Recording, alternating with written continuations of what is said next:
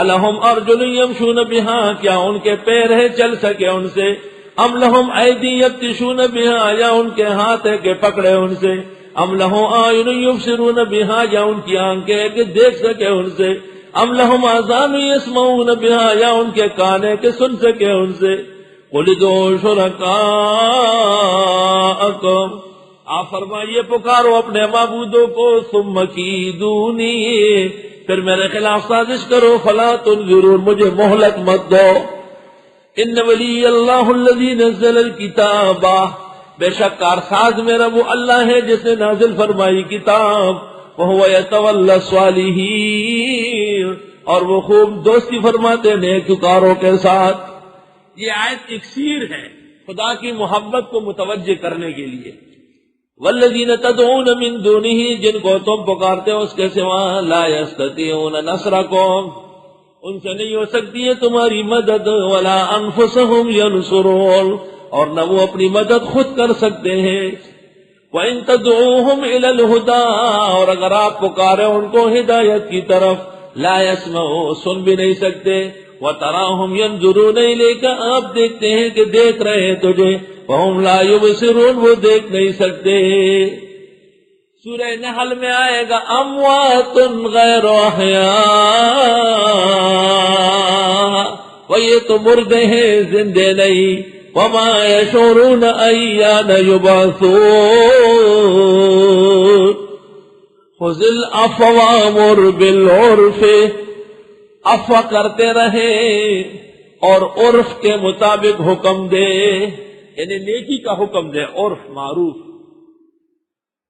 اللہ حضرت ابن عمر رضی اللہ تعالیٰ عنہ سے منقول ہے کہ بہترین اخلاق اختیار کر لو، اللہ نے حکم دیا ہے۔ 3 کام ہیں، غلطیاں معاف کرو، نیکیاں جاری رکھو، جاہلوں سے مت الجھو، زندگی پرسکون ہوگی۔ خذ العفو، عفو تفو کو اختیار کرو، وامر بالعرف، نیکی کا حکم دیتے رہو، تھکو نہیں، وَأَعْرِضْ عَنِ الْجَاهِلِينَ، اور بے دینوں سے الجھے نہیں، الجھنے میں آپ کا قیمتی وقت ضائع ہوگا۔ اللہ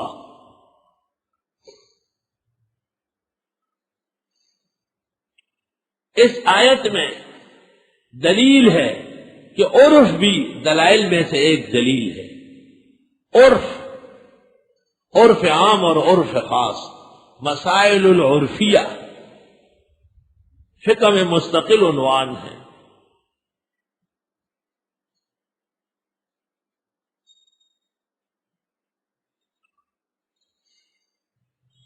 وَإِمَّا يَنزَغَنَّكَ مِنَ الشَّيْطَانِ نَزْغٌ، اور اگر چھیڑ دے آپ کو شیطان چھیڑ کر، فَاسْتَعِذْ بِاللَّهِ، بس اللہ سے پناہ مانگو، انہ سمیع علیم، بے شک وہ سننے جاننے والے ہیں۔ ان الذین اتقوا، بے شک وہ لوگ جو اللہ سے ڈرتے ہیں، اذا مسهم طائف من الشیطان، جب آ جاتا ہے ان کو خیال شیطان کا، تذکروا، چونک جاتے ہیں، فاذا هم مبصرون، بس ناگہاں ان کی آنکھیں کھلی رہ جاتی ہے۔ طائف، طیف، متنبی کہتا ہے دار الملم بہا طیف یحددنی، خالی گھر ہے، میں سو رہا تھا اور اس میں محبوبے کا خیال آیا، اور ایسا تیز آیا جیسے محبوبہ گود میں آئی۔ دار الملم بہا طیف یحددنی، فما صدقت عینی فیما رأت ولا کذبا، جب اٹھا کچھ بھی نہیں تھا، تو میری آنکھ نے جو دیکھا تھا سچ نہیں بولا، لیکن جھوٹ بھی نہیں ہے، خواب ضرور آیا ہے۔ دار الملم بہا طیف یحددنی، فما صدقت عینی فیما رأت ولا کذبا۔ طیف، اے شیخ سعدی، شیخ سعدی کو سن لو وہ کیا کہتے ہیں، وہ بھی یہی کہتے ہیں۔ وہ ایک مقام پر گلستان میں کہتے ہیں کہ میرے پاس محبوبے کا خیال آیا، بالکل اندھیری رات تھی، لیکن اس کا خیال آتے ہی اندھیری رات روشن ہو گئی.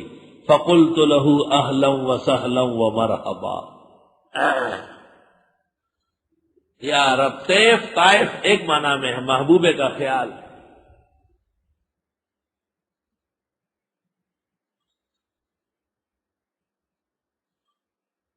ان الذین اتقوا، بے شک وہ لوگ جو ڈرتے ہیں اللہ سے، اذا مسہم طائف من الشیطان، جب چھوتا ہے ان کو شیطانی خیال، تذکروا چونک جاتے ہیں، فاذا هم مبصرون، پس ناگہاں ان کی آنکھیں کھلی رہ جاتی ہے، یعنی کھلی آنکھوں سے دیکھتے ہیں. حضرت عمر رضی اللہ عنہ کا ایک واقعہ بھی اس جگہ بعض مفسرین نے نقل کیا ہے. وَإِخْوَانُهُمْ يَمُدُّونَهُمْ، اور ان کے بھائی ان کو گھسیٹ رہے ہیں، فِي الْغَيِّ، گمراہی میں، ثُمَّ لَا يُبْصِرُونَ، پھر وہ کمی نہیں کرتے. وَإِذَا لَمْ تَأْتِهِمْ بِآيَةٍ، اور جبکہ ان کے پاس آپ نہیں لاتے ہیں کوئی معجزہ، قالوا کہتے ہیں، لَوْلَا اتَّبَعْتَهَا، کیوں نہیں لے کے آئے اسے. قُلْ إِنَّمَا أَتَّبِعُ مَا يُوحَىٰ إِلَيَّ مِن رَّبِّي، آپ فرمائیے میں اتباع کرتا ہوں جو وحی آتی ہے مجھ کو میرے رب کے ہاں سے. ھذا بصائر من ربکم، یہ آنکھیں کھولنے والی دلیلیں ہیں تمہارے رب کے ہاں سے. وہدی ورحمۃ لقوم یؤمنون، اور ہدایت اور رحمت ان لوگوں کے لیے جو ایمان والے ہیں. وَإِذَا قُرِئَ الْقُرْآنُ، جب قرآن پڑھا جاتا ہو، فَاسْتَمِعُوا لَهُ وَأَنصِتُوا، کان لگا کے سنو اسے اور خاموش رہو. لعلکم ترحمون، تم پر رحم ہوگا. اللہ. ابن مردوے میں، سنن کبریٰ للبیہقی میں، دونوں میں حضرت نماز پڑھ رہے تھے اور پیچھے لوگوں نے فاتحہ پڑھی. آیت نازل ہوئی جب قرآن پڑھا جاتا ہے کان لگا کے سنو اور خاموش رہو. نمازیں دو طرح ہیں، بعض سننے میں آتی ہے جیسے مغرب عشاء فجر، بعض سننے میں نہیں آتی. جب سننے میں آتی ہے فاستمعوا لہ، اور جب سننے میں نہیں آتی انصتوا، خاموش کھڑے رہو. والآیت دلیل لأبی حنیفہ فی ان الماموم لا یقرأ فی السریہ ولا جہریہ. آیت دلیل ہے ابو حنیفہ کی کہ مقتدی امام کے ساتھ قرات نہیں کرے گا، نہ سری میں نہ جہری میں. لأنها تقتضی وجوب الاستماع عند قراءة القرآن فی الصلاة وغیرها. آیت تقاضا کرتی ہے کہ امام کے پیچھے قرات نہ کی جائے. روح المعانی پارہ 9 صفحہ 150. وقال الشعبی، تابعی ہے بہت بڑے، شعبی کہتے ہیں، ادرکت 70 بدریا، میں نے 70 بدری صحابہ دیکھے، کلہم یمنعون المقتدی عن القراءۃ خلف الامام، سب منع کر رہے تھے مقتدی کو امام کے پیچھے قراءت کرنے سے. وقد ادعا بعض اصحابنا اجماع الصحابہ، صاحب ہدایہ وغیرہ نے صحابہ کے اجماع کا دعویٰ کیا ہے. روح المعانی صفحہ 152. وقد روی نحو ھذا عن جماعات من السلف وصرحوا بأن هذه الآية نزلت في قراءة الصلاة من الامام. علماء نے وضاحت کی کہ اس آیت سے امام کے پیچھے قراءت منع ہو گئی. تفسیر فتح القدیر شوکانی کی صفحہ 282. وقال ابو حنیفہ و احمد، امام ابو حنیفہ و احمد ابن حنبل نے کہا لا یجب علی الماموم قراءۃ اصلا، مقتدی کو قراءت جائز نہیں ہے بالکل. فی السریہ ولا الجہریہ، نہ ظہر اثر میں نہ مغرب عشاء فجر جمعہ عید میں. بما ورد فی الحدیث، کیونکہ صحیح حدیث میں ہے، من کان لہ امام فقراءتہ قراءۃ لہ، جس کا امام ہو امام کی قراءت مقتدی کی قراءتیں. وہذا اصح، ابن کثیر کے صحیح ترین حدیث ہے. تفسیر ابن کثیر صفحہ 80. وفی کلام اصحابنا ما يدل على وجوب الاستماع فی الجہریہ مطلقا. علماء کے کلام سے واجب معلوم ہوا ہے کہ امام کے پیچھے فاتحہ پڑھنا ہی نہیں ہے. مبسوط سرخسی جلد اول صفحہ 129. بہت سارے صحابہ نے فتوی دیا من قرأ خلف الامام فسدت صلاته، جس نے امام کے پیچھے پڑھا اس کی نماز ختم ہو گئی. رہ گئی عبادہ کی حدیث لا صلاۃ لمن لم یقرأ بفاتحۃ الکتاب. وہ حدیث مبہم ہے اور مجہول ہے معنی کی تفصیل اور تعین میں.